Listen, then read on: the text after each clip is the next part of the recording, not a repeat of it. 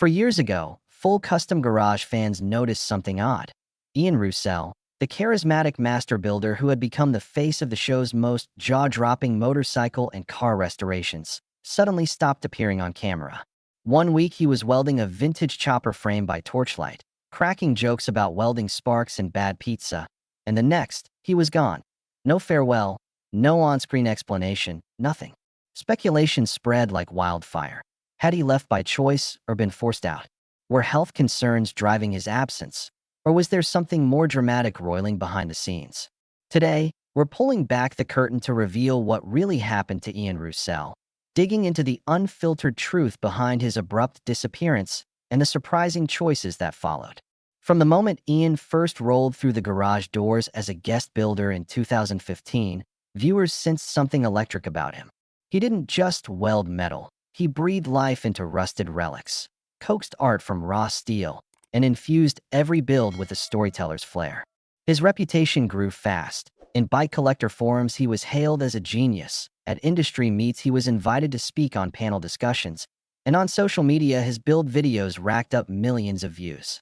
By season 2, the producers had offered him a permanent role: co-host, lead fabricator, on-air consultant, the human bridge between grease-stained blueprints and gleaming custom bikes. Fans tuned in not just to see the finished products, but to catch Ian's signature flourishes, his sly grin when a panel fit perfectly, his mock outrage at a stubborn bracket, and the easy banter with co-stars over coffee and oily workbenches. Full Custom Garage itself was the perfect backdrop, a sprawling warehouse converted into a playground of precision tools, giant overhead cranes, and custom fabricated lifts. The show's format struck a chord. Each episode chronicled a high-stakes rush to restore or reimagine a prized ride, interwoven with the personal stories of the vehicle owners.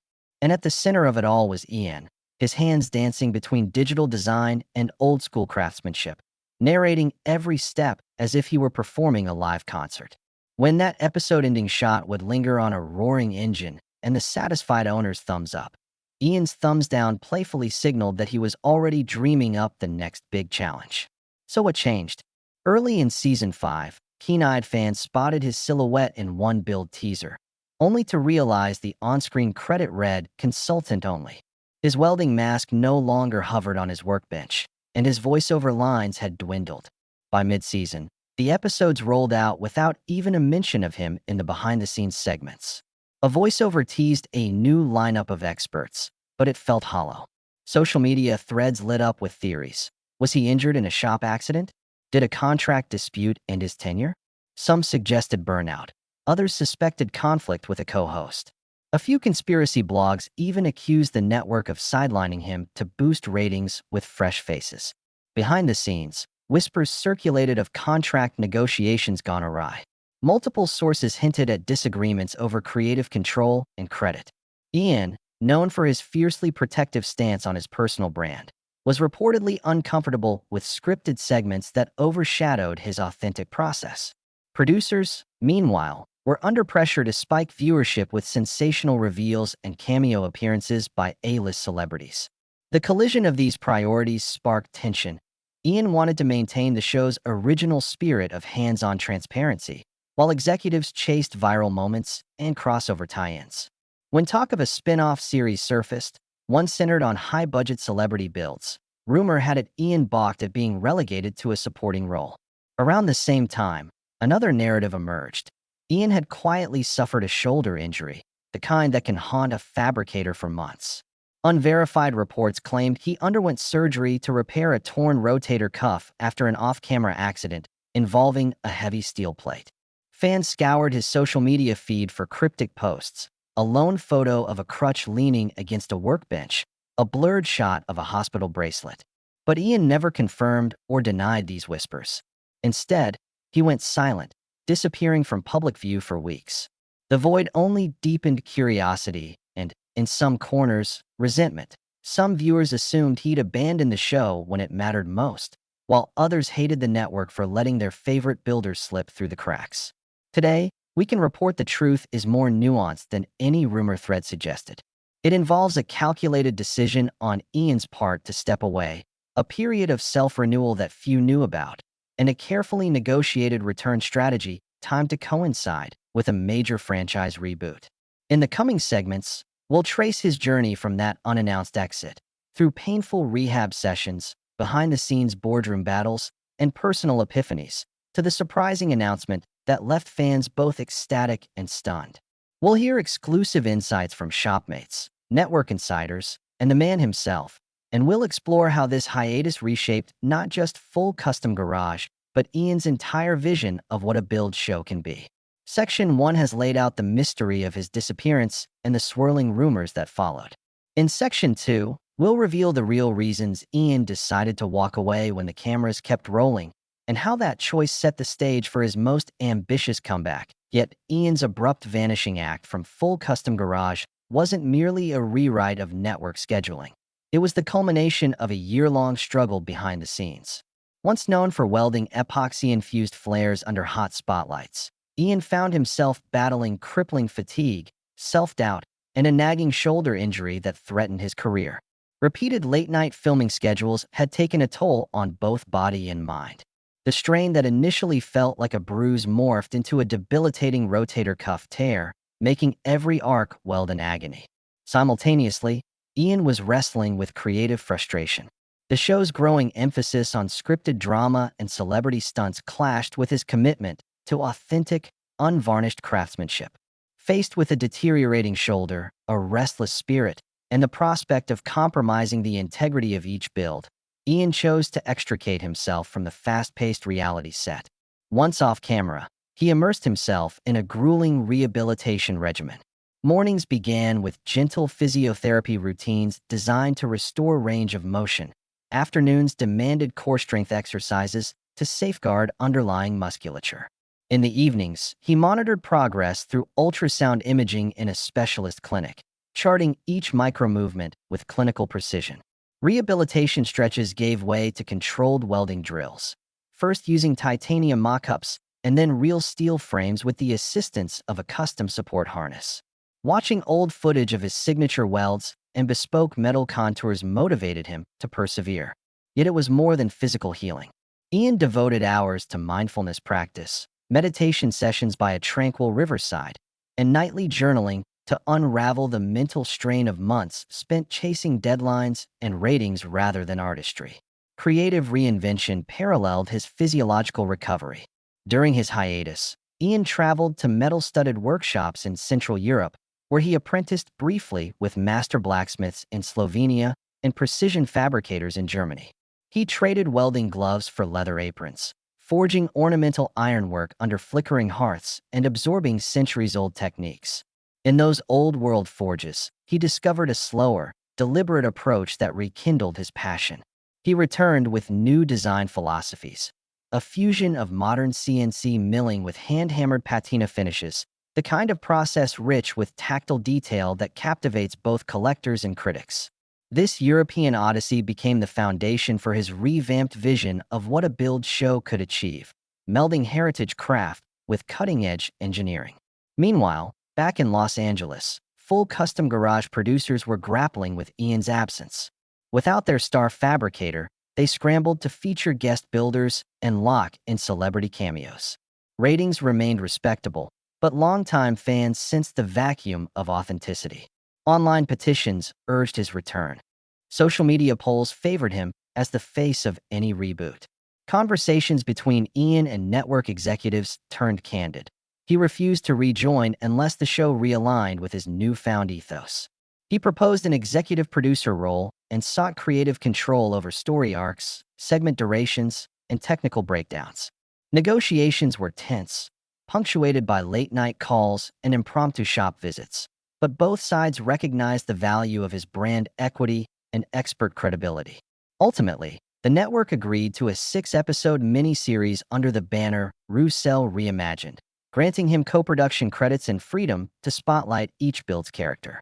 As the comeback drew near, Ian orchestrated a careful prelude to his reappearance. He released short-form online clips showcasing his European projects, elaborate suspension fork designs, and hand-patterned cylinder heads, garnering thousands of likes in mere hours. He teased a photo of a new workbench fixture laser cut with his signature, promising a return to the shop as you remember it, but built for tomorrow. Behind that minimal announcement lay months of clandestine shop prep. Refitted cranes calibrated for 3D printed tooling, a dedicated digital scanning bay for heritage templates, and a collaborative writer's room charged with developing authentic owner backstory segments. When Full Custom Garage aired the reboot trailer, viewers saw Ian rising beneath sparks, overlaid with the words, "Back to shape the dream." Social feeds erupted. The buzz validated his bargaining stance and ensured the network's investment in creative freedom wouldn't go to waste. Section 2 has revealed Ian Roussel's strategic retreat, his year of physical and creative renewal, and his fight for control over the show. Next, Section 3 will explore Roussel reimagined, showing how his blend of traditional forging and modern precision reshapes build culture today. Roussel Reimagined debuted with a daring first episode that featured a completely stripped-down 1950s Harley-Davidson FL, owned by a professional stunt rider whose father had raced it in the 60s. Instead of the usual countdown and fast-forward clip show, Ian opened with a slow pan across the bike's pitted frame, letting the audience absorb each dent, each faded pinstripe, each telltale mark where a throttle had once spun. He then stepped into frame and simply said, "This story belongs to two generations of risk-takers. Let's honor every scar." From that moment, viewers understood that this series would trade spectacle for substance. Every episode follows a 3-act structure. Introduction of the owner's personal connection to the metal, a meticulous walkthrough of every flaw and opportunity, and a final reveal that celebrates both innovation and heritage. In Episode 2, a retired Air Force mechanic arrives with a mid-century British Triumph Tiger that had sat in a barn for decades. In a climate-controlled digital skin bay, Ian used 3D photogrammetry to capture the bike's original asymmetries, then partnered with a local woodworker to craft bespoke cedar tank panels, honoring the owner's desert air past. The blend of cutting-edge scanning and old-world timber work showcased Ian's fusion philosophy and earned praise for elevating a restoration into a narrative about memory, home, and rebirth. Episode 3 stepped even further outside typical gearhead territory. A Concours-grade 1937 Cadillac convertible that had been commandeered by a jazz musician touring the Mississippi River. Ian built a custom inline-8 exhaust manifold echoing saxophone curves, each weld point polished to mirror brass accents. Rather than focusing solely on horsepower, the team composed an original soundtrack with local New Orleans artists, playing behind scenes of engine tuning and leather upholstery.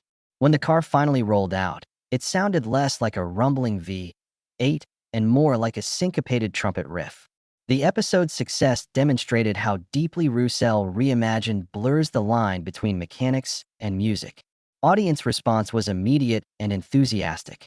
Social media engagement skyrocketed, not because viewers chased celebrity cameos, but because they felt emotionally invested in each build. Comments like, "This show made me see restoration as an art form," and "I cried during the final reveal" became common. Viewer demographics broadened to include design students, musicians, and history buffs, people who might never have watched a conventional build series, but now tuned in each week with anticipation. Streaming data revealed viewers rewatched entire episodes multiple times, often focusing on detailed segments, showing hand-hammered textures or digital tour visuals. The show's average completion rate exceeded 90%, a remarkable metric for any reality-based production. Behind the camera, Ian's new executive producer role also reshaped the writer's room culture. He encouraged scriptwriters to visit local archives, interview build owners about family histories, and weave those narratives into each episode's dialogue.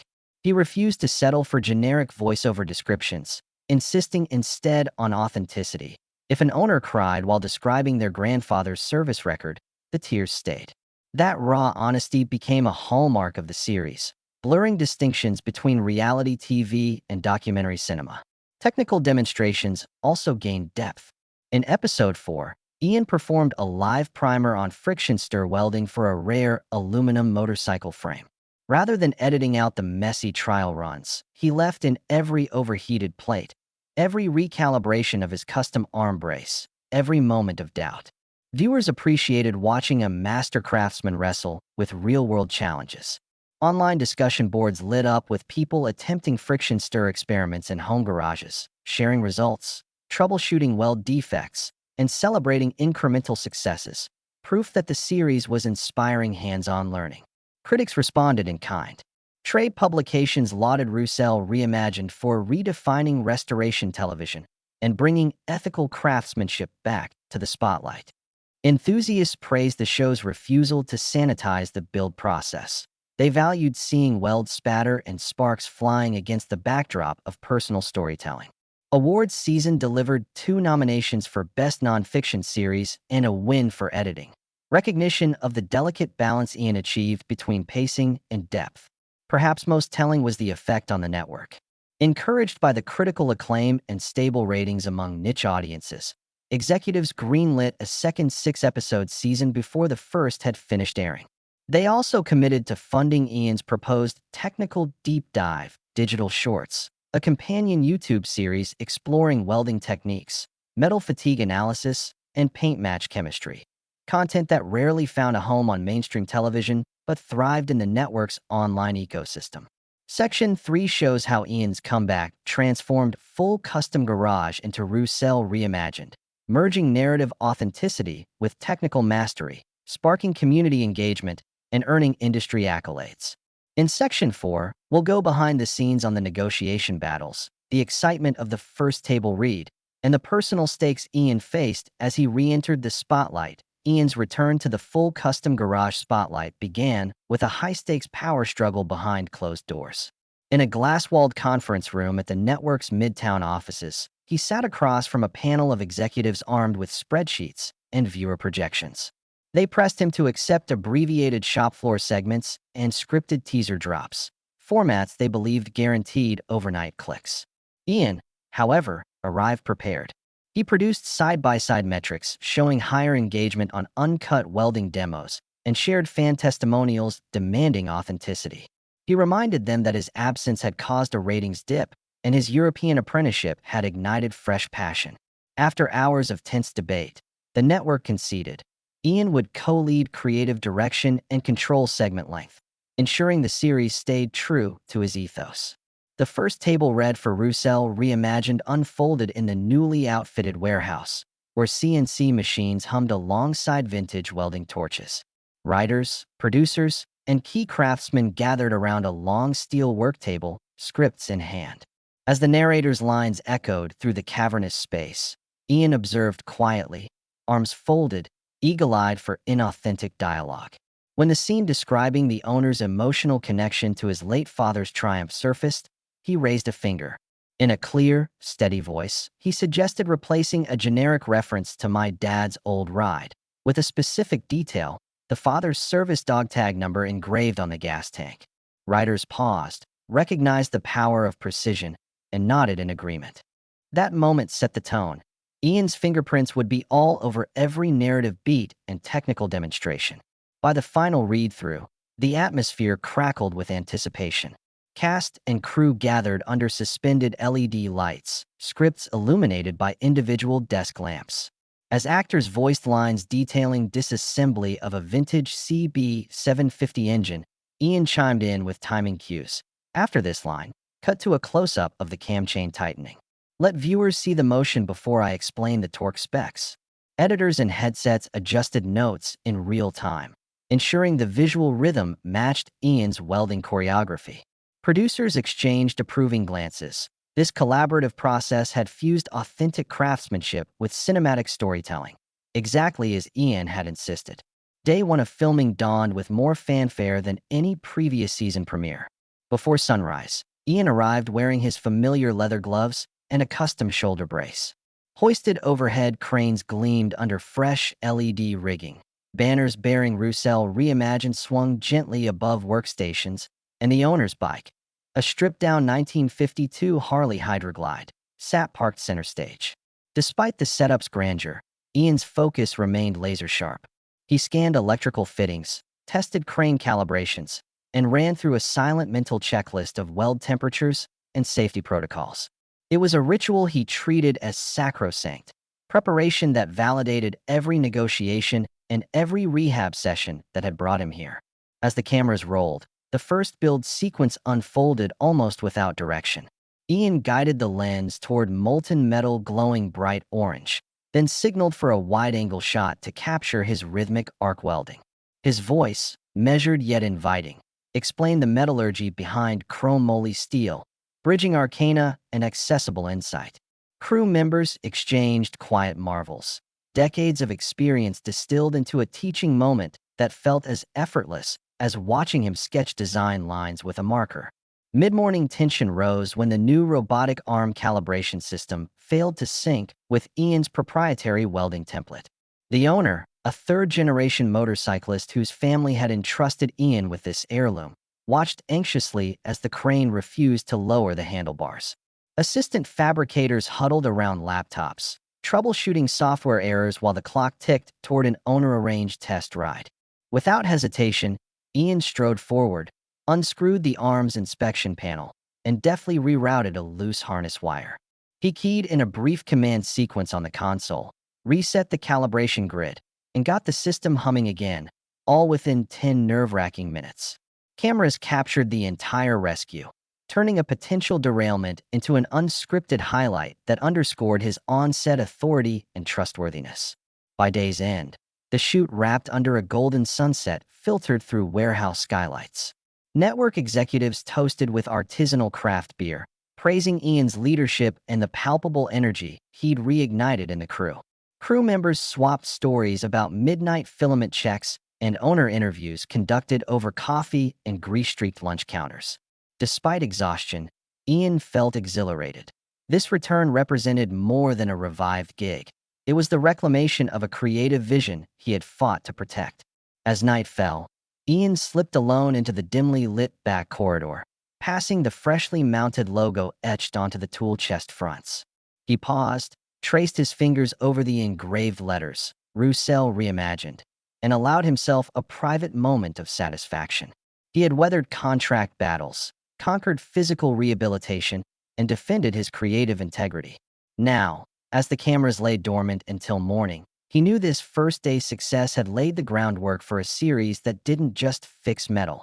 It honored stories, celebrated heritage, and redefined what a build show could be. As the dust settled on that triumphant first shoot day, Ian and his team shifted gears toward the mid-season centerpiece, an ambitious, dueling builds episode pitting two owners against each other to restore identical 1972 Norton Commando frames. Unlike any previous challenge, this double restore demanded split-screen storytelling, parallel timelines, and precise synchronization of fabrication steps.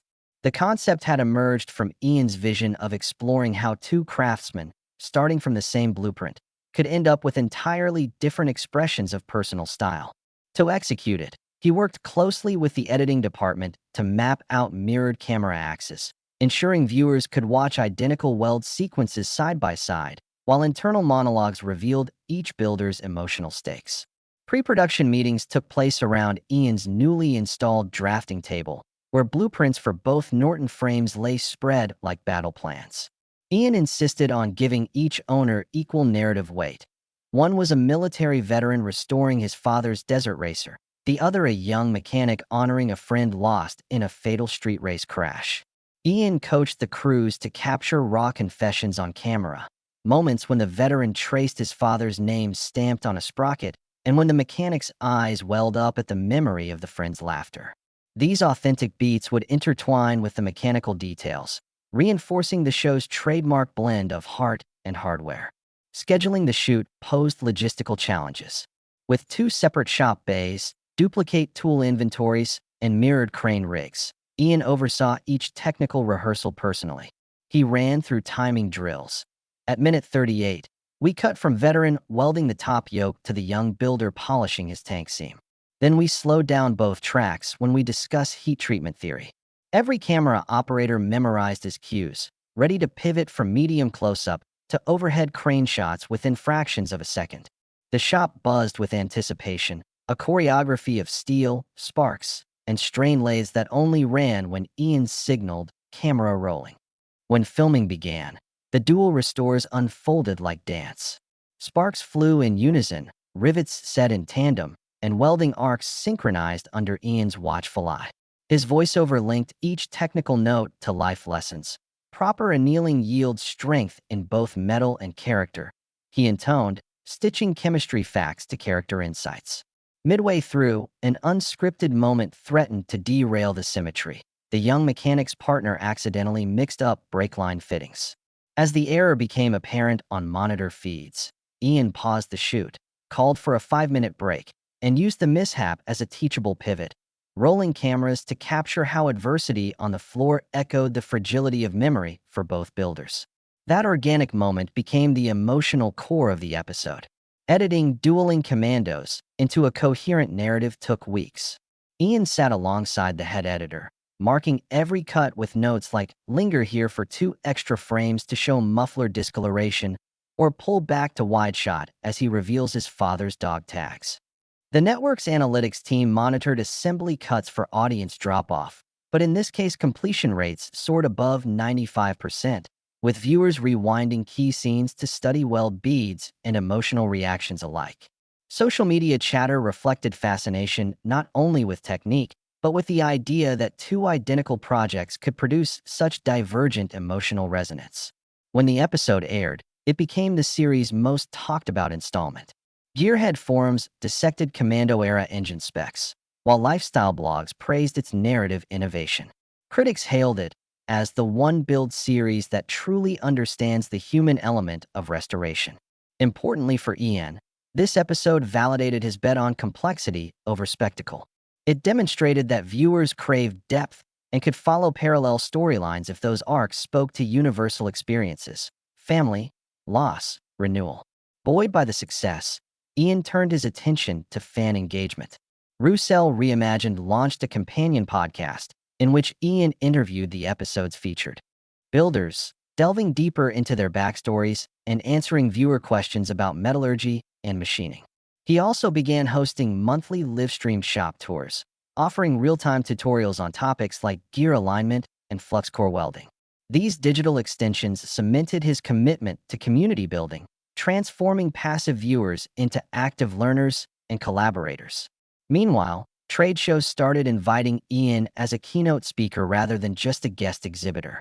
At the annual Custom Cycle Expo, he delivered a talk titled "Parallel Processes: How Craft and Compassion Weld Together," drawing standing ovations from industry veterans and apprentices alike. He showcased clips from the dueling episode, pausing to explain his narrative choices and technical settings, then opened the floor for live Q&A. Attendees flooded breakout sessions for hours afterward, hungry for pointers on both technique and storytelling. Back on set, preps commenced for the season finale, a once-in-a-decade all-star build featuring legendary fabricators from around the globe. Ian negotiated cameo appearances by his Slovenian blacksmith mentor, a German precision engineer turned biographer, and a Japanese motorcycle customizer whose work had inspired late-night personal projects. Pulling off this triumphant capstone required complex scheduling across continents, but Ian's galvanized reputation and proven track record of authenticity made access possible. As Section 5 closes, the labors behind these high-stakes productions reveal the fruits of Ian's strategic comeback. Through meticulous planning, emotional depth, and boundary-pushing formats, he has not only revitalized full custom garage, but redefined what a build series can accomplish. In Section 6, we'll witness the triumphant finale, the legacy projects that follow, and the broader impact Ian's vision has on the restoration world at large. Ian's return to the full custom garage spotlight culminated in a season finale that felt destined to rewrite restoration television forever. For this landmark build, he assembled an all-star team spanning 3 continents: his Slovenian blacksmith mentor, a German precision engineer, and a Japanese customizer whose avant-garde metalwork had once inspired Ian's own innovations. The centerpiece was a derelict military Jeep chassis, plucked from a salt-air hangar where its steel frame had languished for decades. To Ian, every rusted bolt and dented crossmember told a story worth preserving, and provided the perfect stage to unite disparate traditions in a single, breathtaking sculpture of metal and memory. On the first day of filming, the warehouse's cavernous space glowed beneath fresh skylights as Ian addressed his collaborators. He laid out 3 guiding principles: honor the chassis' rugged past, employ cutting-edge reinforcement techniques, and infuse personalized craftsmanship that reflected each artisan's heritage. In the corner, the Slovenian blacksmith began hand-hammering floral motifs into curved gearing panels, his rhythmic strikes echoing Alpine architecture. Nearby, the German engineer calibrated a titanium suspension scaffold with laser precision, mapping curves meant for both strength and aerodynamics.